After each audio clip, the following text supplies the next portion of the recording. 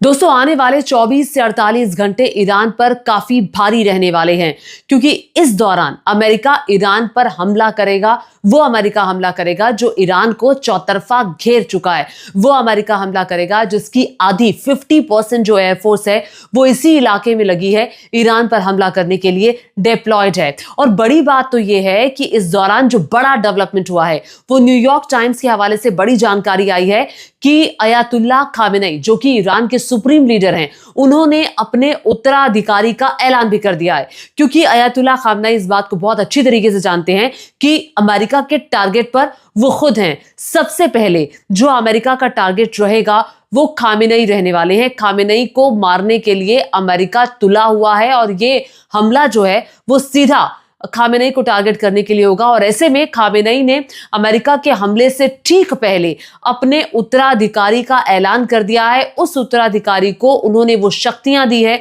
जो वहां के राष्ट्रपति पाशन को भी नहीं है।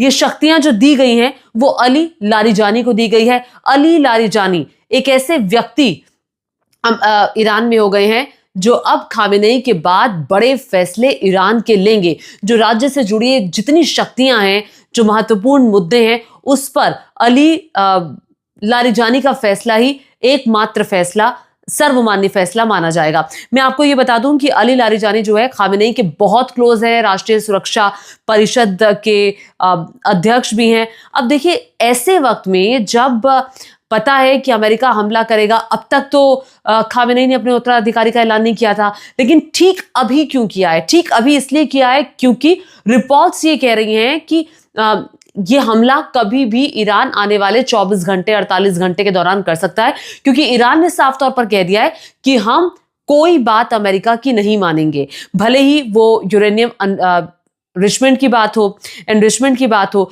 या भले ही वो बात परमाणु बम को लेकर हो कि जो हमारे परमाणु संयंत्र है उनको प्रतिबंधित करने की बात हो। तो ईरान ने तो साफ कर दिया कि हम कोई बात मानने नहीं वाले, आपको जो करना है करो। ऐसे में 24 घंटे का वक्त दिया गया था और वो 24 घंटे का वक्त जो है वो जहां था तो खत्म तो हो गया। और अब क्या होगा, सबसे बड़ी बात यह है कि क्या होगा। इस दौरान जो एक बड़ा डेवलपमेंट आया है, भारत सहित तमाम देशों ने एक एडवाइजरी जारी की है उन देशों के लिए, उन लोगों के लिए जो वहां रह रहे हैं। भारत ने भारतीय नागरिकों के लिए एडवाइजरी जारी की है जो ईरान में रह रहे हैं कि आप ईरान छोड़कर तुरंत वापस आइए। जो परिवहन आपको मिले, जो जिस चीज से आप आ पाए, आप तुरंत वापस आइए, सब कुछ छोड़ छाड़ के वापस आइए।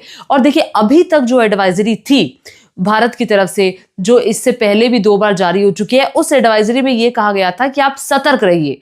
यह कहा गया था कि आप उन इलाकों में ना जाइए जहां पर इस तरह की कोई एक्टिविटी हो सकती है। लेकिन इस बार की एडवाइजरी में है कि आप वापस आइए, आप तुरंत ईरान छोड़िए। तो आप एडवाइजरी जो जारी की गई है, उस एडवाइजरी में साफ तौर पर भारत ने अपने नागरिकों को देश छोड़ने के लिए कहा है, ईरान छोड़ने के लिए कहा है। मैं आपको बता दूं, इस वक्त मौजूदा वक्त में भारत के 10,000 लोग, तकरीबन 10,000 लोग ईरान में रह रहे हैं। और ये उन 10,000 भारतीयों के लिए बड़ी एडवाइजरी है। और भारत सरकार इस पर भी काम कर रही है कि अगर खुदा ना खास्ता कल अगर युद्ध शुरू हो गया तो ऐसे में जो लोग वहां फंसे होंगे उनको कैसे निकाला जाएगा।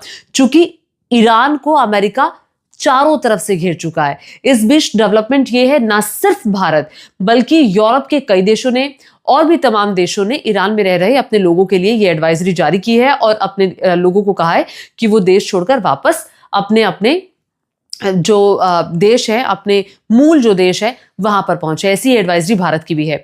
अब देखिए, बड़ी बात क्या है, वो ये कि अमेरिका तो हमला करने की तैयारी कर चुका है, लेकिन अमेरिका का साथ जो है, क्या वो सभी देश देंगे जहां पर अमेरिका का बेस बना हुआ है?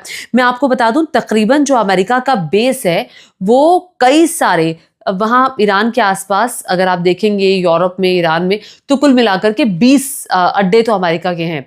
लेकिन क्या ईरान के खिलाफ सभी देश अमेरिका को अपने बेस का इस्तेमाल करने देंगे? हालांकि जो डेवलपमेंट है वो मैं आपको बताती हूं, ब्रिटेन, फ्रांस, जर्मनी, इन्होंने कहा है कि ईरान पर जो अमेरिका हमला करना चाहता है, इस हमले में हम साथ नहीं देंगे। अगर यूरोप की कई कंट्री साथ नहीं दे रही तो क्या अमेरिका ईरान पर हमला करने का जोखिम उठाएगा? अगर कतर, सऊदी अरब, ओमान, टर्की, इजिप्ट, ये जो लगातार ये देश कह रहे थे कि ये हमला अमेरिका ना करे। लगातार एक किस्म का दबाव तो था, लेकिन क्या अगर इन्होंने भी मना कर दिया कि हम अपने बेस का इस्तेमाल नहीं होने देंगे, तो क्या अमेरिका हमला करेगा? हालांकि ये कंट्रीज क्या उस स्थिति में हैं कि वो अमेरिका को कह पाएं कि वो हमारे बेस का इस्तेमाल ना करें। तो ये बहुत सारी बात है। आपको याद होगा 1991 और उसके बाद जब 2001 में जब हमला हुआ था इराक पर, तब इतना बड़ा डिप्लॉयमेंट हुआ था। लीबिया पर हमला हुआ था।